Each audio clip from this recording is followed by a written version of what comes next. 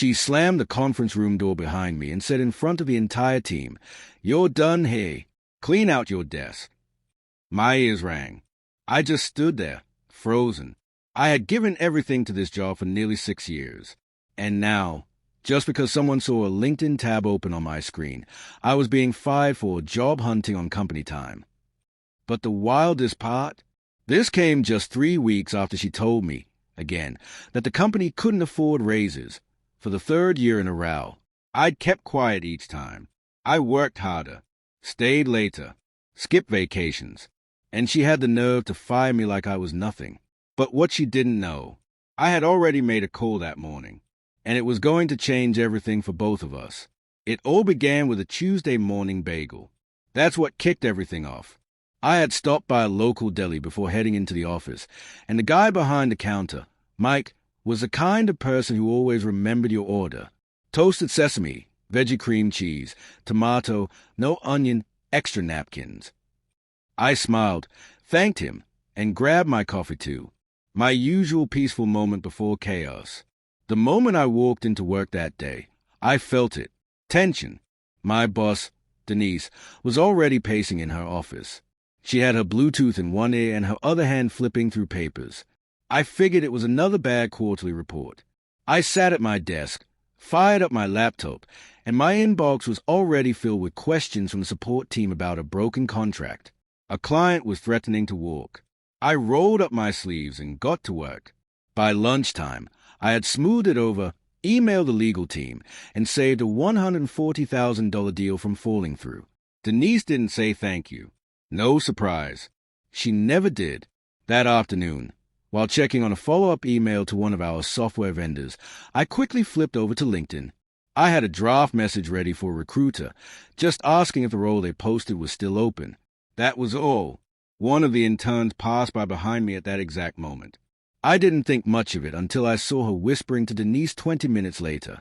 Around 4 p.m., Denise called me into her office. She shut the door. Her tone was ice. "You've been with us 6 years, Erin, and yet you're job hunting while on the clock. That's grounds for termination." I blinked. "Denise, I wasn't." She didn't let me finish. "Pack up your things. You're done here." But here's the thing Denise didn't know. 2 weeks ago, my best friend's husband, Tom, who worked in HR for a Fortune 500 company, had dinner with me. I told him everything. No raises for years, overtime without pay, the constant pressure, the mental toll. He looked me dead in the eye and said, "Start documenting everything. Every email, every denied raise, every time you work past 6 without overtime." So I did, quietly, carefully, like a spy in a bad office sitcom. And that very morning, I sent everything to a workplace rights attorney Tom recommended. I had no idea if it would work. But now, getting fired like this on this specific day might have just made my case stronger. Still, walking out of that office, cardboard box in my arms, was one of the worst feelings I've ever had. No goodbye from co-workers. Denise had made sure of that. She told them all I violated trust. I walked out of the building, down to the corner where the deli sat today. Mike saw me, still in my blazer, now with a box of desk junk. "Bad day?" he asked. I nodded. "Lost my job." He handed me a bagel, free of charge. "Sit. Breathe. You're gonna land on your feet. People like you always do." I sat at the little table outside, my hands shaking. My phone buzzed. It was a new number. "Hello." "Hi. Is this Erin McAllister? This is Diane from Walker & Hale Attorneys. We reviewed your case this morning. We'd like to talk about next steps." My heart jumped. But before I could answer, another call came in, this time from Denise's number. I stared at the screen. What could she possibly want now? I stared at the phone in disbelief. My heart was pounding so loudly, I could barely hear the voice on the other end. "Hi, Alex. This is Denise from HR. I think we need to talk. Can you come in tomorrow morning at 9? I didn't know what to say. After being kicked to the curb by Janet so suddenly, I didn't expect HR to call me the very next day. Something was off, but I agreed. "Sure," I replied, trying to keep my voice steady. "I'll be there." The next morning, I walked into the office for what I assumed was going to be either an official exit interview or some kind of damage control. Instead, Denise was waiting for me with a neutral face and a folder full of papers. "Sit down, Alex," she said, motioning to the chair across from her. "We received an internal complaint."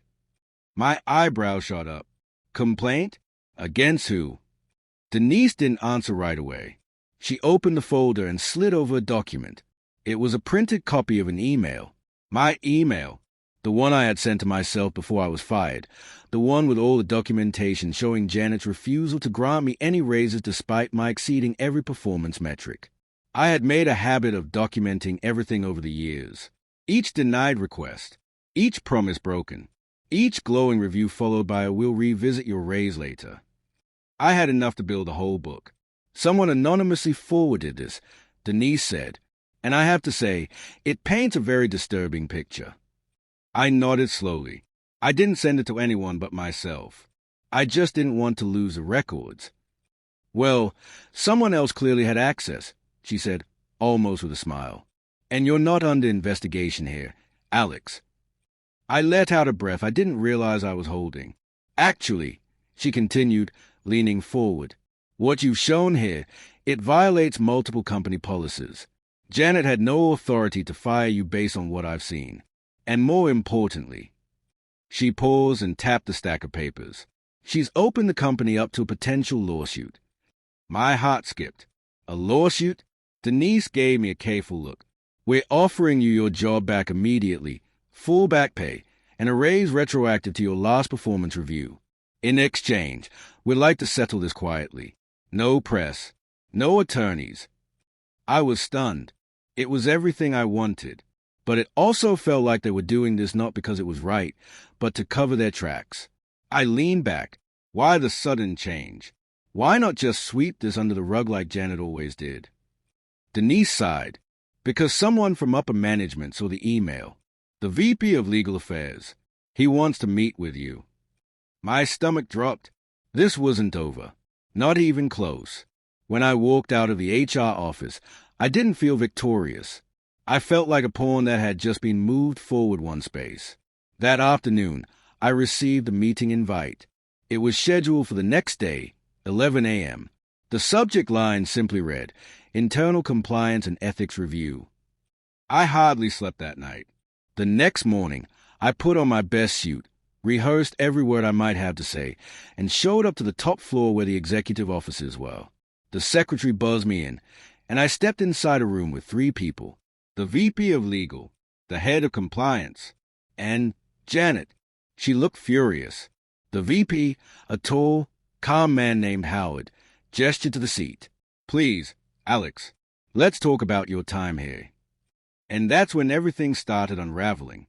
I stood in the cold hallway of the building I once walked proudly through every morning. My badge had been deactivated, and all I had left from that job was a box of personal items, a lump in my throat, and a fire in my gut. But that last part, that was new and dangerous for them. Later that evening, I was sitting at the kitchen table when my phone buzzed. Unknown number. I usually ignored those, but something told me to pick up. "Ethan," the voice said softly. "Yes." "It's Linda, from HR. I shouldn't be calling you, but what Sandra did, it's not right, and I think I can help." I froze. Linda always seemed quiet at the office, polite, professional, kept to herself. But now her voice shook with urgency. "I don't have much time. I'll email you a file from a personal account. It's not everything, but it's a start. And Ethan, don't tell anyone I called." Click. She was gone. Within the hour, a private email popped up on my phone. Attached was a PDF, internal memos, raise requests I'd never seen, HR assessments, and one particularly damning message. It was from Sandra to the CFO. "Let's push back his raise another quarter. He won't leave. He's too scared. If he starts looking, let's cut him loose and use the budget to bring in someone cheaper." That line hit like a hammer. Not only did Sandra know I was underpaid, she planned it. 4 years.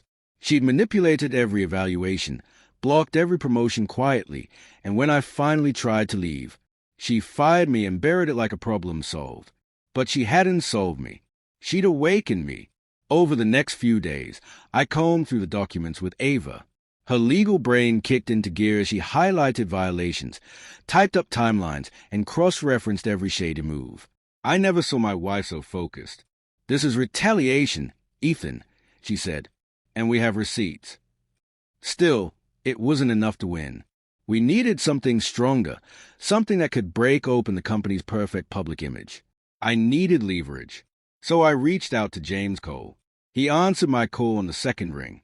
"Ethan, man, I was going to call you." "Why?" "I saw the email about your termination, and what they are telling people. It's crap." James and I had always respected each other, but we were never exactly friends.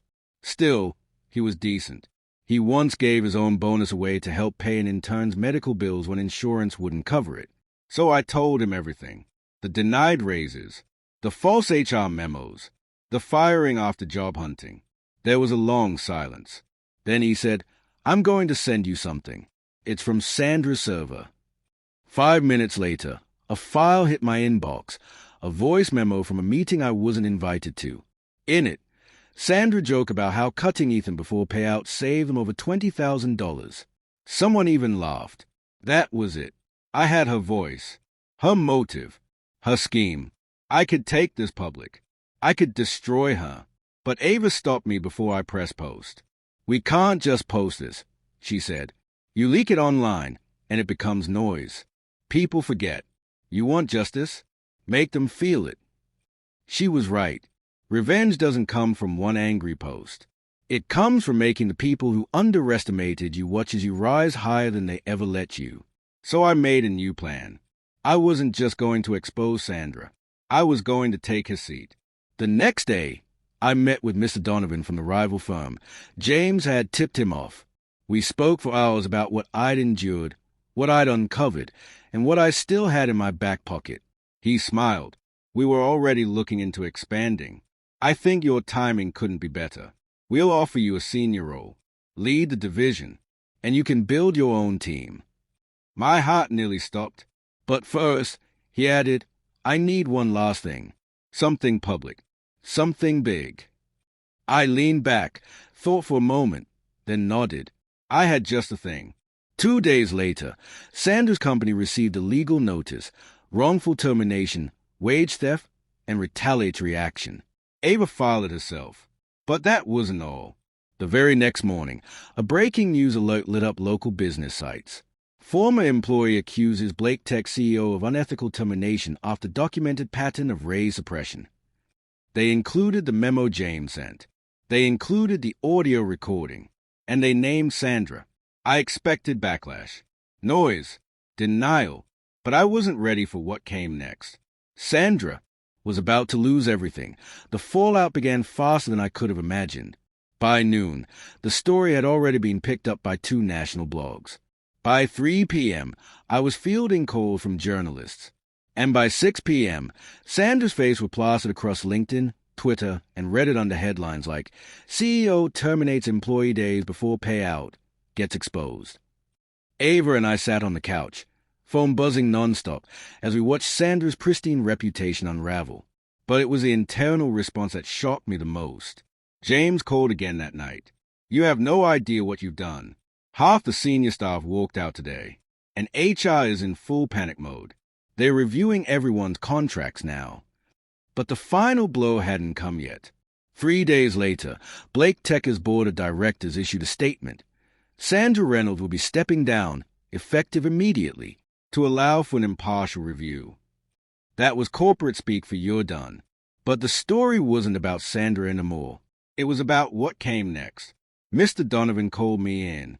"The board has seen how you handled this with restraint and precision. We're prepared to offer you more than just a division role. We want you to lead our corporate ethics initiative. Clean house, build better culture. You will have full authority." I was stunned. Then he leaned forward and said, "And we want you to head our next acquisition." I blinked. "What company?" "Blake Tech." I sat there frozen. "You're kidding." "We're not. Their value plummeted after the scandal. We can buy them out. and you can oversee the transition. Make it better than it ever was. In that moment, the same place that chewed me up and spat me out was now mine to rebuild. But I knew I had to return. I had unfinished business. So I walked through the doors of Blake Tech again, this time in a tailored suit, visitor badge clipped to my pocket, flanked by lawyers and executives from my new firm. Employees stared. Some whispered. Some smiled. And sitting in the glass conference room was Sandra, pale, silent. We locked eyes. She stood up, hand outstretched. Ethan, I'm not here for apologies, I said. I'm here to rebuild what you nearly destroyed. The meeting began, and just when I thought I'd seen it all, Mr. Donovan slid a folder toward me and whispered, "There's something else we found in the audit, about Sandra's bonus accounts." I opened the folder. My jaw dropped. Sandra hadn't just cut me out of commissions. She'd been embezzling funds. Millions. And suddenly, everything changed again. The entire office froze when Mark accused Cheryl of embezzlement. His voice had been calm, but his words landed like a grenade in the middle of a quiet room. "Cheryl, would you like to explain why there's a paper trail showing you approved bonuses to yourself using the old executive codes? Or should I?" he said, holding a thick manila envelope in one hand and a printed spreadsheet in the other. Cheryl's face turned ghost white. Her mouth opened, then closed, but no sound came out. Everyone watched as Mark handed the envelope to a man standing just behind him, a man none of us had ever seen before. "This is Detective Owen. He's with financial crimes. He'd like a word with you." The silence was broken only by Cheryl's quickened breathing. This is a mistake," she stammered. "Someone's trying to frame me." But Mark wasn't done. "Funny thing, Cheryl, remember when you fired me for looking for another job? You made me pack my desk in front of everyone like I was trash. You thought I'd disappear quietly. Instead, I decided to look through the files you made me sign off on before I left. Turns out, you were approving raises, just not for your team, only for yourself." Detective Owen stepped forward. "Ms. Banks, I'll need you to come with me." She tried to argue, to deny everything, but the evidence was airtight. She was led out of the office in handcuffs. Some employees gasped. Others clapped. I stood there, stunned, as justice unfolded in real time. The next day, Mark returned, not as an employee, but as a new interim director. The board had already voted him in after reviewing the documents he had gathered. He didn't take pleasure in Cheryl's downfall, but he knew one thing for sure. Good people should never be punished for wanting better, he said during his first meeting as director. If someone wants to grow, you support them. You don't stump them down. I was offered my job back with a raise, but I said no. I had accepted an offer from a startup weeks ago, one where I felt valued. I only came back to finish what I started. Before I left for the last time, I walked past Mark's new glass office. He looked up and smiled. "Thanks for standing up," I said. "No," he replied. "Thank you for not letting us silence you. You were the reason I started digging." And with that, I walked away, not bitter, not broken, but proud. Proud that in a place where I had once been dismissed and pushed aside, my voice still mattered. Because kindness, honesty, and courage don't always win fast, but they do win. And Cheryl? She didn't expect one thing: that we'd fight back. Subscribe for more amazing videos.